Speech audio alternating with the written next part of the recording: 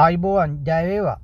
විශේෂ ප්‍රවෘත්තියක් කියන්න යන්නේ ඉතාලියේ ඉඳලා සහ යුරෝපීය රටවල් වල ඉඳලා ලංකාවට යූරෝ අරන් යන අයට ගොඩක් වැදගත් වෙනවා මේක. මොකද මේ එයාපෝට් එකකින් යද්දී දැන් ගිය සතියේ උන සිදුවීමක් කියන්න යන්නේ පොලිසියෙන් අල්ලගෙන ලොකු ජංජාලයක් වෙලා ෆ්ලයිට් එකත් මිස් වෙන්න ගිහලා ලොකු කරදරයක් වුණ එකක් ගැන කියන්න යන්නේ. කතාව මෙහෙමයි.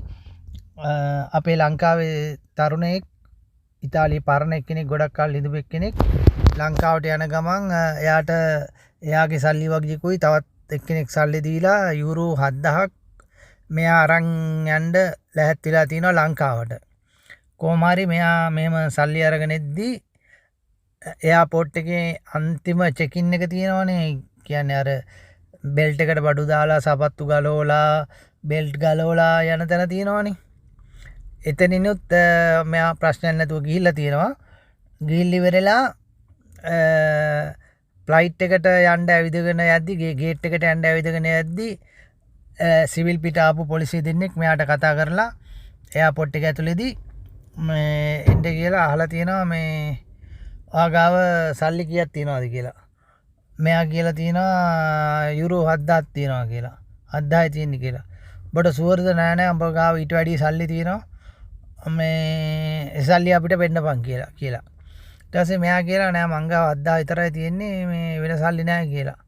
නෑ නෑ උඹ අපිට විශ්වාස නෑ වරෙන් යන්න උඹ ගාව ඊට වැඩි සල්ලි තියෙනවා කියලා මෙයාව අරන් ගිහිල්ලා මේ කාමරයක් ඇතුළට ෆ්ලයිට් එකත් යන්න මේ තාම පොඩි වෙලාවලු තියෙන්නේ.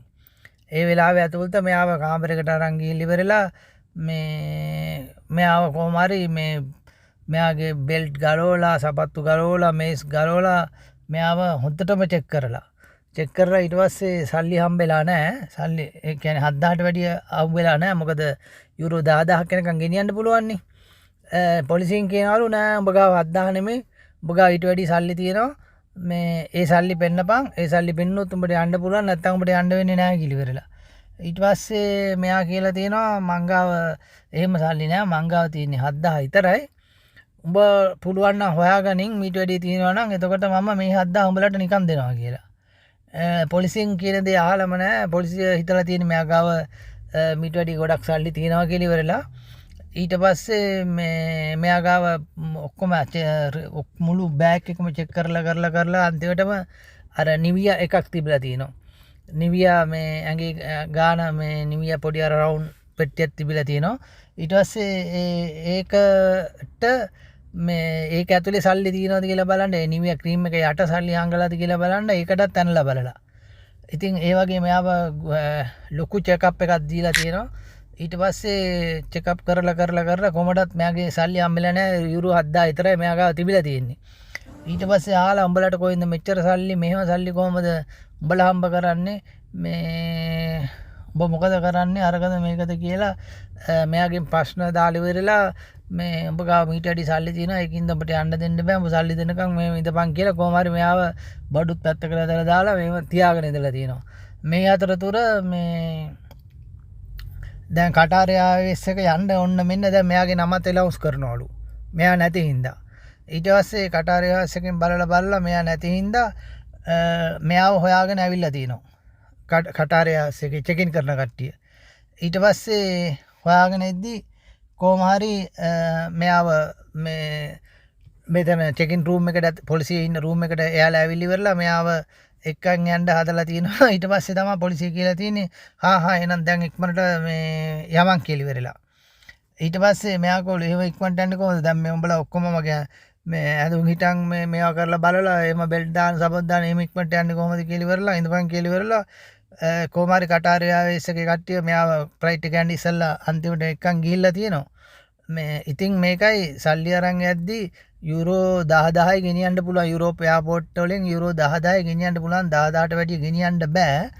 මේ ඒකයි යාලා චෙක් කරන්නේ. යාලා අහඹු ලෙස කට්ටියව අරගෙන චෙක් කරනවා මේ කට්ටිය ඉන්නවද කියලා ඉවරලා සල්ලි වැඩිපුර යුරෝ 10000ට වැඩිය අරන් යන 10000ට වැඩිය අරන් ගිහලා ආවුනොත් එක්කෝ යාලට පුළුවන් සල්ලි රාජසාන්ත කරන්නත් පුළුවන්.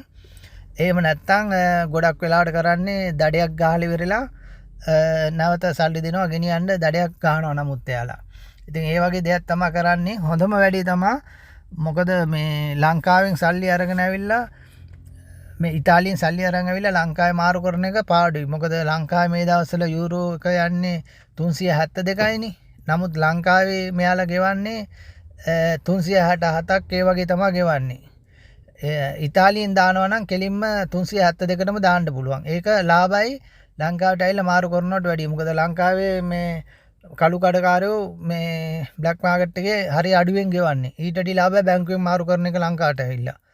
ඉතින් ඒ ගැනත් ඔයාලා පොඩ්ඩක් හිතලා බලන්න මේ පුළුවන් තරම් සල්ලි ලංකාවට ගේනවා නම් ඉතාලියෙන්ම සහ යුරෝපවල ඔයාලා ඉන්න රටකින් ලංකාවට සල්ලි දාලා එන්න. ජය වේවා සියලු දෙනාටම.